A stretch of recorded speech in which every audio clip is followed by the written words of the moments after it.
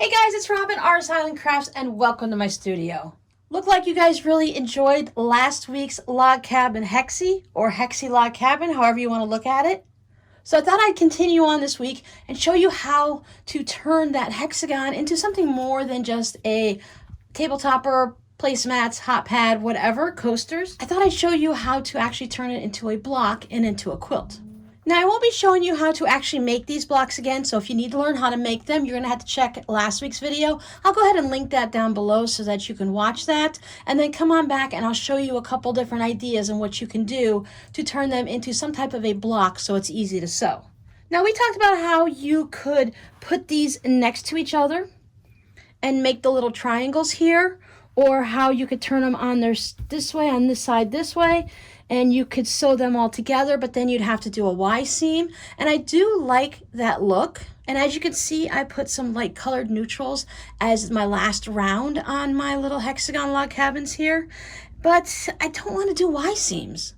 It's not hard, it's not a problem, but sometimes I just want to sew. And also, while I love scrappy, sometimes it can just be a little bit much, and you want a little bit of a calming color somewhere to calm down the crazy scrappiness. So let's see what we can do about that. Now, one of the ideas I had is we could just cut it into a square. We can cut it into a 12.5-inch square, build our little hexi log cabin out, trim it up, and then we can decide if we could put sashing on it, or we could just put them together. And you will have a very, very scrappy quilt. It will definitely read scrappy if you use just craziness. You can color control and do your rounds in certain colors. You can make all one blue block, and then maybe make an orange one and a purple one, and you can do that, make a rainbow effect. But sometimes we just want crazy. So if you want just crazy scrappy, just keep building your hexi out until you get it large enough for a whatever size block you're working on. I chose 12.5 inches for this one. So one of the things I learned is I did use our original hexagon from last week, the one that basically it's a 2 inches here, measures about 5 inches across. And when I was doing this, I just used whatever size strips I want. So I just went into my crazy strip bin, I pulled them out, and I did this. Now, as you can see, this is pretty wide this way and not that tall this way. I did make sure, so this measures over 12.5 inches tall. As I was building it, I kept putting my 12.5-inch ruler on.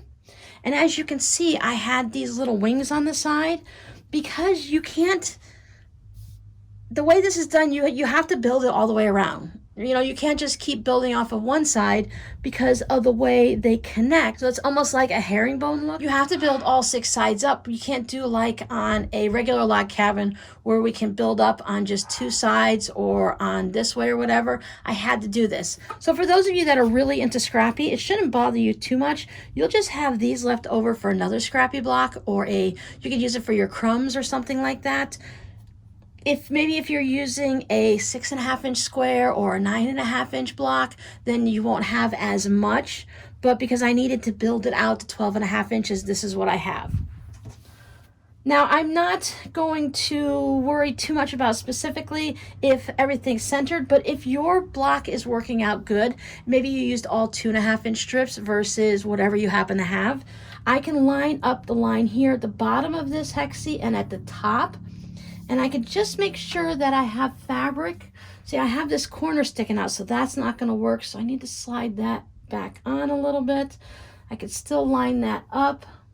This one, it's cutting really, really close. It's to the point where there's only like 1 or 2 threads at those top corners. But that's okay, because that's all I need. Then I would just take it and I would trim this up.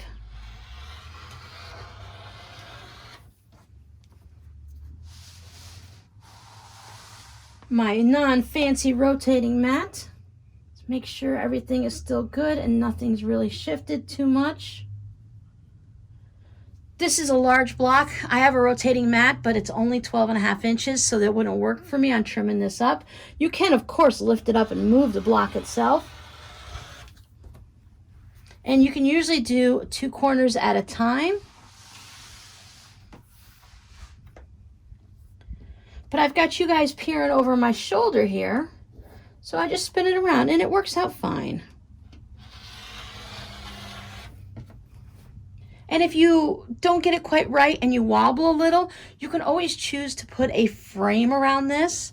Maybe if you ended up making your block and it's only 11 3/4, just make your sashing or your frame just a little bit wider, and that will cover up that mistake. And that little bit is usually not noticeable because you're going to be putting your squares together. If it's just a smidge larger, it's not going to be noticeable. And if you have a bunch of them that are really off, then you could just make a variety of sizes of sashing and frames and such, and it'll all balance out. It'll look like it was meant to be that way. Just give it a little bit of a wonkier look. So I have these bits left over. If you don't like to use them, you can toss them, you can give them to a friend. I'm putting mine into a box that I'm saving up, and I'll put a bunch of them into the Etsy shop. So I have my little small flat rate box. As I'm working, I just pile things in here for those of you that like to have crumbs and you want a new variety of scraps. And when this is jammed full, I put it in the shop. If at any time somebody wants one of these and it's not in the shop, just let me know. I'll actually create one for you. So there we go. Got my fire engine in the center, so I'm going to turn it that way. And I have a nice 12.5-inch block. So I can just put them together like this and build my entirely scrappy quilt. If you choose the same fabric or the same color for the hexagon, that'll kind of give you that little bit of an eyeball bullseye look on the 3rd round or the 5th round or something like that. You can do like I did with my other ones and just put a little thin strip. Now this thin strip only works if you're doing whatever width and you're doing it into squares like this. For the next project I'm going to show you, I decided not to use a thin strip. I'm going to put a link down below in the description box to where I found this, but this is the freshly pieced blogspot.com. She's got a pattern called Hexing Around the Block. So she has a template. When you print this out, you did really pay attention to that it's not shrink to fit and everything like that. I ended up printing mine out to 100% because when I didn't, the hexagon was just a little bit off and it was a little bit smaller. And to make this work out to be just exactly as a 12.5-inch block, you want to make sure you start out with the proper hexagon to start with. And just to give you an idea, this is the one we used before. This is the clear cutting board from the Dollar Tree. I like to use that for my plastic templates. And then here's the one. You can see that hers is just a little bit smaller. So I started using her technique, but I used my hexagon that was larger because I thought, well, I'm not going to use the same size width of strips and stuff like that. It's just going to get crazy. Let me see what it looks like. And because I used the larger hexagon and my crazy width strips, I ended up with more of a rectangle. This is her technique, and I'm going to talk about it in a second, but she decided to put some triangles here, like we talked about before, and then she finished it off so it's an entire block like this, and then you'll have all these backgrounds and you'll have this pop up. So for those of you who really love like the spider web blocks, I really love those, but I haven't had a chance yet to sit down and go through the whole process and make one. But this is kind of similar because it has that basic shape and everything goes in. It's similar to a pineapple block. So it's going to take a lot of those techniques and those looks, or if nothing else, and you're going to have something similar. So if you like that idea, you can go ahead and do that. But as you can see, since I was like, I don't want to print out another hexagon. I'll just use what I have. It didn't work to give me an actual square block. But if you could do a whole bunch of quilts like this, if your block ends up being, mine is 14 by 16. So if all of mine are 14 by 16, I'll be able to put them together in rows. It just makes my blocks taller than they are wide. Not everything in a quilt needs to be a square. You can go ahead and do different shapes. So if you like this, just make it whatever you want. I was working to get mine to 12.5 inches. So mine is 12.5 inches this way, but top to bottom, it looks like mine was about 12 inches. So mine came out a little short, and it's probably something to do with my seam allowances. The size of my strips, which I did use 1.5. I thought I used different widths on this one, but no, in her pattern, she says to use 1.5 inch strips. So I tested her pattern out with the 1.5 inch strips, but with my hexagon, bad idea. But I do like the way it turned out, and I do like this look. This is how hers come out, like this.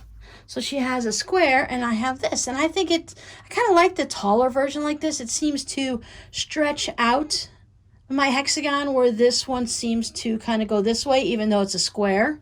So you can have two different looks. This is one of those projects where have fun. You can just jump in and play. I looked. I did not find, really, I looked for 3 days after I put up the video before I came across her design here. And it has a lot to do with the keywords you're searching on Google and also what the person who wrote the blog post or the video put down in their tags and keywords and what they have in their description when they write their blog post. So when I was just looking for, I looked for the Hexagon Log Cabin Quilt. And when I had those 3 words together, it didn't pull hers up.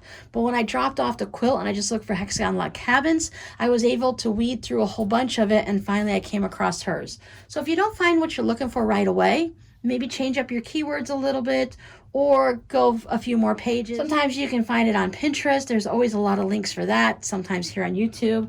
But I had a little time that I could dig, and that's what I came up with. I know many of you like to have a PDF printout, or you like to have something written that you can see, and others like the video with just the chatty format. So I'm trying to find something that works for both of you. And you know, I just like to wing it, so it works for me. So here's what I have. She said to go ahead and keep making this until it is 12.5 inches wide, and you want it to be 11 inches tall. She used her printout from the little hexie in the center, and then she used 1.5 inch logs to go all the way around it. Now for me, that meant 4 rounds. This one you need to be careful and make sure you have your 1/4 inch seam allowance really good. And here's a little fudge. If you don't have your 1/4 inch seam perfectly, what you can do is make it to round 3. And then when you do your last round, especially if you're going to border it like I do, I like the thought of having the cohesiveness of just 1 round of a border like that. If you're still going to keep with the scraps or your bullseye color theme, take your last round, and instead of cutting it at 1.5 inches, maybe cut it at 2 inches, 2.25, 2.5. Measure it from here. When you get to your 3rd round, go ahead and measure it and see how much you need to bring you to that next section. Then you can cut these just a little bit wider to make up the difference. That way your block is going to come out and it's going to work in the end. We could also probably fudge it when we put our color around it like this, but I think it's just going to be easier and less noticeable if you make this last round of logs just a little bit wider. So I was thinking, for creativity purposes and for ease of sewing, the way she put her Hexagon Log Cabins together was brilliant. So what she did is she started and put her one piece on like we did. Remember how we went around and we went clockwise like this? No. She put one here, and then she put one on the direct opposite. So if you want to do the log cabin where you have maybe it's dark on one side or light on the other, or if you want to have some type of color thing and you've got some theme you thought about and you want to have some interesting design, then this is a great way to do it. Now when she did hers, she used the same fabric for each round. So hers was more like a bullseye. I went ahead and I just did the alternate because you're going to be able to see hers. So I wanted to give you a scrappy alternate. So I put this one on and then this one. And then I turned it and I went clockwise like we do. And I put that one on and that one. And see how they match? So I just went ahead and kept matching them. Now, for the most part, if you don't notice, certain fabrics will stick out and you'll see it. But for the most part, it doesn't look like I used, back and forth. It just kind of all blends together nicely. But I thought this was really good. So if you're confused and you don't know where to put the next block, it's easy. If you put this one on, then you know your next one's going to go there. Then it's easy to remember to go to the right, because a lot of things in the world are clockwise. So if we just go around in a circle, like we've always grown up knowing, then you put your next one on, then you know it goes there. Now this worked really great if you're going to chain piece. So if you want to make an entire quilt, you can just crank these out, maybe do, when it's small like this, you could probably do 10 easily. As it gets larger, it takes up more space on the back of my machine. And when I'm sewing, so as you're sewing, you're going to be sewing right here at this point, but all of this, so here's your needle, you see where you can have all of this will become in your way where your hands are. So that is a little bit of a concern. So maybe when you get to that point, you might drop down to just 4 or 5 that you're chain piecing and then do them in sets like that. But this was great, like string blocks, you can just really crank these out. So one of the things you want to watch is I did notice, I don't know if you could see it, but I have a few waves here on the outside. I was doing a hot steam press as I was going. Now all of the ones in the center, as I put them on, they lay down flat and they were fine. And as I got to this one, as you can see, my block is laying nice and flat. But I did notice that I have a little bit of wave, so I must have bias somewhere. I don't pay attention to bias. I don't think about it. I just try not to like scrub my fabric and make get anything stretched out and warped and stuff like that. So just keep an eye on it. Make sure you're just pressing and you're not going like this. If that's what your normal tendency is, wait to do that till you get to this point. Just go ahead and press it like that. And then for us to get from this point to this point, we're going to need some extra fabrics.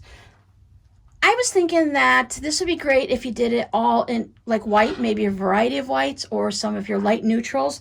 I have this here, so I probably wouldn't want to do any type of a cream fabric for mine, but I thought the white was good. And of course you can have the black like I showed. Now, if you're really trying to get rid of scraps, maybe this square is black and maybe this square is blue and that one's green. So you can make your outer round be more of a rainbow color, or they could be all blue, but all your blue fabrics are different, so you can get into your scrap bins. But what we're going to need is she has us take two 5x7 pieces of fabric, and we're cut them into the rectangles 5x7, and we're going to cut them diagonally into triangles, and we're going to put those on the corner. And we also need a strip of fabric, and it's going to need to be, she has it marked down as 1.5 inches, and that she just has to sew it across. So she didn't give 100% of all of the little details. This is where I don't get frustrated, and it doesn't like bother me, but as a new sewer or a new project, I get a little bit lost and confused on some of these. It's a free pattern. I don't expect them to put all the 100% details, but sometimes it's for me, it's always those details that no one else seems to think about that I always get lost on. Now she says to cut this at 1.5 inches, but she doesn't say how long to cut it. And I'm going to give you a little bit of guidance when we get to that point. And then she tells us to sew on the triangles, but again, she doesn't say how.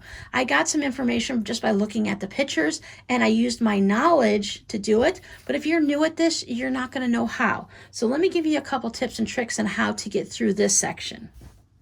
Now she says to cut your rectangle at 5x7. It's a little bit larger than needed. I don't know how she came up with that, so I did a little thinking, and I come to the conclusion that if you measure your sides, my side measures about 6.25. So all of your sides should be about the same. If they are, great, you're in good shape. So then I see this is 5x7. And when it comes to triangles and stuff like that, I'm not really that good at it, so I don't know how the 5 comes from here like that. I guess if you put, see if we put our ruler down. If any of y'all know how to figure out that triangle, please let us know in the description. I am sure it has something to do with a triangular formula, but if I look here, I can see from here to here, I've got 1, 2, 3 inches. And then I would need seam allowance and stuff like that. So she went extra wide. And I think that's a really good idea then, because if you sew it on a little wonky, you can go ahead and trim it up. So if you're doing this and it's not this size, measure your sides here and add 1 inch. Measure the distance from this point to this point, and then maybe double it. So if this is 3 and she said 5, so add a couple inches or double it. So you just kind of figure out on how that triangle goes. My theory is always make it bigger than you need and cut it down.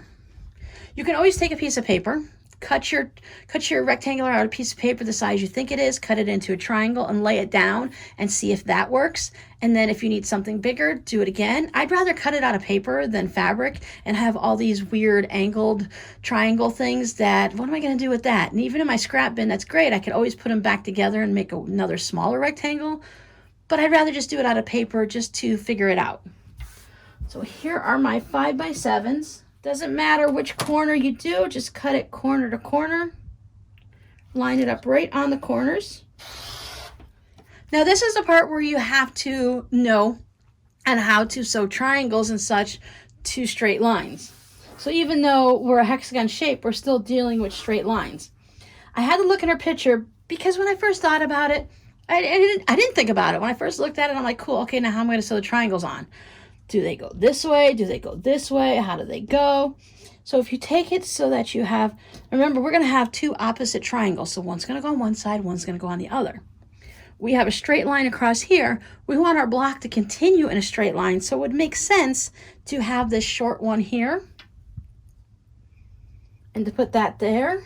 And then that would give me this one to put over here. See, I have that nice straight line going there, and then I have the long one to go down this side because this one's longer. And then I would have the same thing where I have my flat edge on the bottom. And then it would go like that. Now, to sew triangles onto this, you want to be really careful because we definitely have a bias here. So what we do is we take it from this position and we bring this one up. You can either put a pin in it or just do a little finger press. So if this is the halfway point of my triangle, I'm going to do the same thing here and find the halfway point of this spot. Put a pin in it. Now what I learned is after I sewn this on, I had to take into account for the seam allowance and everything. So I think while you're here and you don't have anything sewn on, it's a good idea to go ahead and find your halfway points on all four of these sides. Just so we don't have to look for them later and have to worry about the seam allowance or anything like that. And on my triangle,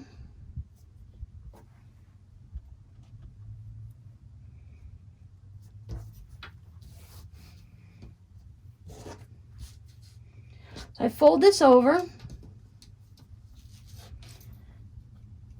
Just take one of the pins out and put a pin in there. You can put another one up here. Now you are going to be hanging over. Again, we want to be at least 1/4 of an inch over the tip of our hexagon here. So we have that extra little ear popping out there. Now I'm going to take this to the sewing machine, and again, like I did last time, I am using a 1/4 inch seam allowance with the 2.0 stitch length, and I sewed the entire project from the back side. And I did this because I want to see, if I just go to put this little triangle bit in, it's kind of hard to see that this part down here, if it didn't get scrunched up or anything like that, I can keep an eye on it. So I just go ahead and feed it through and I stitch this. You can chain piece them if you're doing more than one block. And then I flipped it over and I did the same thing for this one. Let me go ahead and sew these and then we'll look at them. So there's what my little tips there look like. And I have them sticking out here also. And this is what it looks like. Now I take it over and I press it because when I sew the next one, I'm going to be sewing across this. And if you don't press it open now, you're going to sew this and it's not going to be able to open. So take this to the ironing board, give it a little press on this side to set those seams. And then you're going to go ahead and press it open and you will see that it's going to look a little weird. Now, because we cut our rectangles / triangles larger, we do have extra bits sticking out on all of these sides. I'm not going to touch any of those until after I sew these next two on. So again, I'm going to find the halfway point. I'm going to sew these on so that the shorter flat side is on the bottom, and then I have the longer sides going up there. And you can see how it's now starting to come together in a way that we recognize from the pattern. By putting this in half, it just means that we're going to have an equal amount of the triangle on both sides. If you have it exactly right, you'll know that you need a 1/4 inch there and a 1/4 inch there. But I like to definitely, I agree with the designer to have it oversized and cut back. It's what I do with my half square triangles. I do it with any of my projects, string blocks and stuff like that. That way I know I'm having everything come down to the proper size. I really love this pattern, and I don't want you to think that I am, any type of criticism against her blog posts. But if you guys have been with me for a while, you know I'm always like, but I have more questions. I need to see more details. I always feel like I'm the oddball out where I don't understand like how to sew this. If you've never sewn triangles before, this might look really weird because you're going to sew over the one you already did. So when you're putting it through the machine on this side, I started sewing from here, which was really weird because there's no edge. If you pin it really well all along here, then you're going to be okay when you go ahead and do it. So I have this one done, And it's the same thing with this one. I had started at the top here, so it wasn't so bad. I'm like, okay, I got this. And then when it got down to the end, you're sewing over this weird part of a triangle here, and then you have this little nubby sticking out, and it just really can be confusing. I don't expect anyone to put every detail in a blog post. I know, like I said, I'm the weirdo that doesn't understand certain things. Y'all kind of pick up on a lot of things that I just don't pick up on. So this is just a way all our brains work differently. So I think this is an amazing pattern, and it's very helpful so that we can all make our blocks. So I just want to make sure that I get that point across.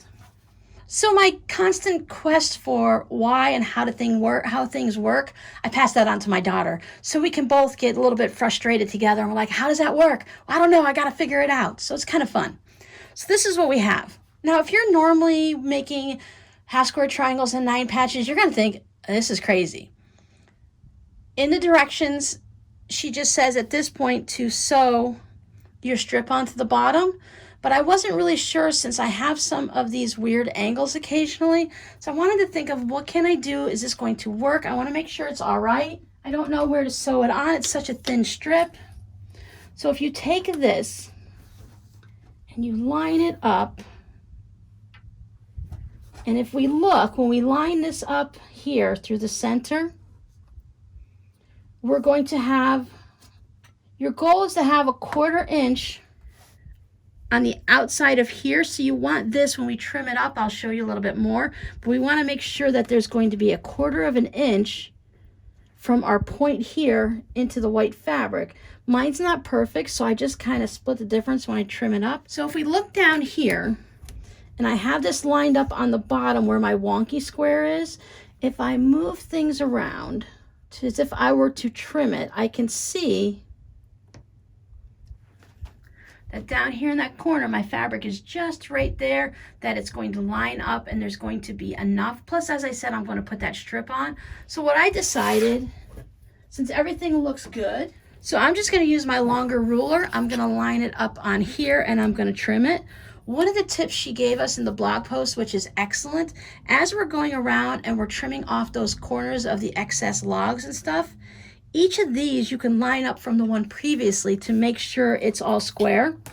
So if I line up the 1.25 inches right along the sewing line of this log, it lines up right along there perfectly if I don't move it. So I'm going to line this up at 1.25 inches, and just like I trimmed these logs, I'm going to trim this white fabric straight across. See how that's going to give me a nice straight line to sew my next piece on. I'm going to do the same thing here. Line it up at 1.25 inches. Trim it straight across. I made sure mine were more than 12.5 inches because I wanted to ensure that I had plenty to trim up. I didn't want to cut them at 12.5 inches. If you're really scarce on fabric and you have to cut them at 12.5 inches when you sew them, do that mark it half and half thing so that as it goes out, you'll be okay. But this gives me room to move my ruler around just a little bit, so I have extra. So I'm just going to stitch these on.